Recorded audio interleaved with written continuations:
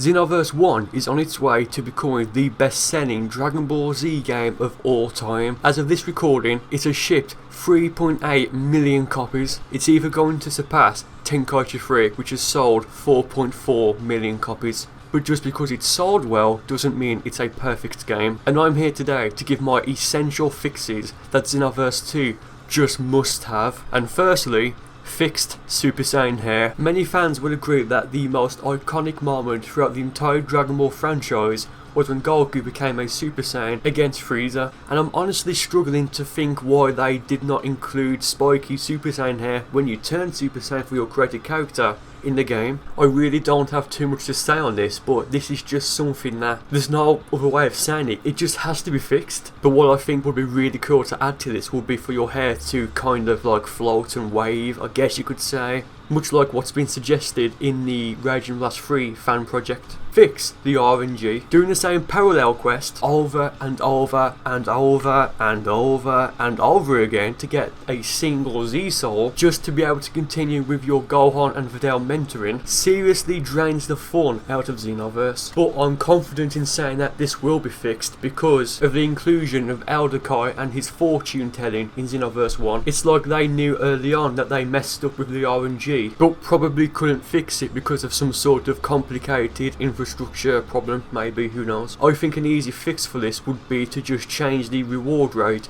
depending on what rank you get and maybe how many points you get. Next, smart AI. The AI in Xenoverse is just stupid. They will try to revive their teammates at literally any cost. If you just so happen to use an ultimate attack in the direction of the fainted opponent, they will still jump in the way of the attack, kill themselves, and just hand you an easy victory. Granted, this could be helpful so you could be revived, but I've witnessed so many situations where it would be better for my team for the AI to just continue fighting and to try and win, rather than trying to just constantly revive their teammates, and in turn they would lose all their health. Seriously, just go try it for yourself. Set up a 3 versus 3 offline lobby, knock one of the opponents out, and then just watch as they desperately try to revive him. A change that I have seen a lot of people ask for is for stats to be removed from clothing, armour and just equipment in general, and this is something I could not agree with more. The developers spend all of this time and effort programming and modelling all of these different types of clothing from the series, but made it so only a handful of these clothing options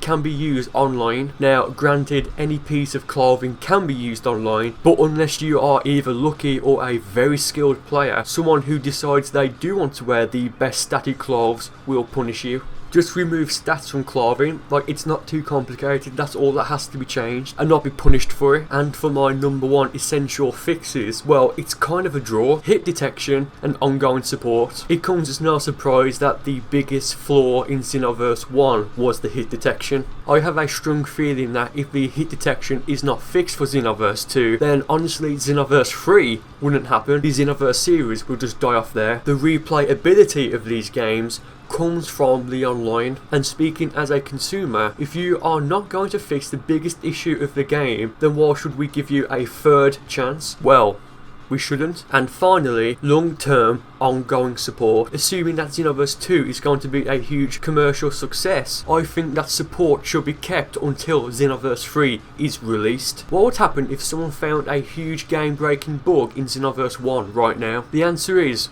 more than likely nothing. Now I think Xenoverse 1 is going to get at least one more update to put the save data transfer in so we can transfer a character to Xenoverse 2, but I think that if there was a game crippling bug that was found right now, they would not do anything about it, and in many cases this would make the game unplayable. And that is going to do it for this video. I know this has been much shorter than my previous Xenoverse 2 discussion videos, but I am still working on my transformations for the other races, and that's taking much longer than I expected. And what essential features do you think Xenoverse 2 should have? Let us know by leaving a comment, and I'll see you next time.